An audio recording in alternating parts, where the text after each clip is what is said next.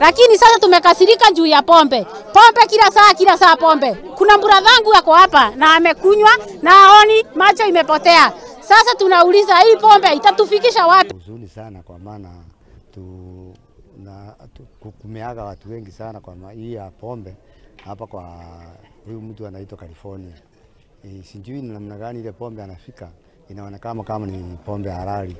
Sasa jana na kesho kutwa na jana ndio hiyo watu wengi sana na wengine wakakosa maso na wako hospitali. Kuna hofu nyingi sana katika hii eneo ya Kangai ambapo kuna hofiwa karibu takriban watu 20 waaga dunia na wengine wamekuwa kipofu wengi sana.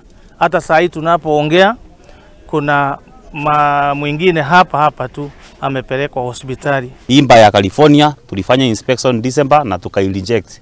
So kwa upande wa serikali ama kwa upande wa governor imba haijapewa license. Na nimesikia pia ingine hiyo ya Kandongo hatunjaipea license.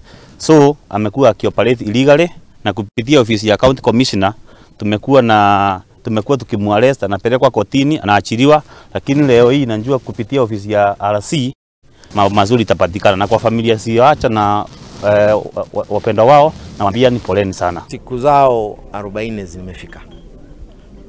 You know, when you see an indicator like this one, it just tells you we are just about there kumaliza hii kitu. Yes, arrests are there, they have been made, including the prime suspect is in custody.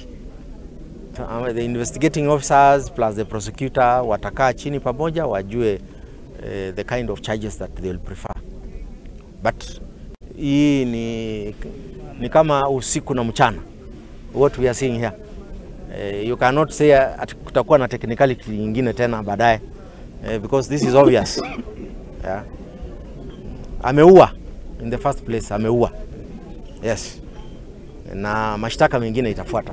KRA watamwangalia, counterfeit watamwangalia, KEBS watamwangalia, police nao watamwangalia. So charges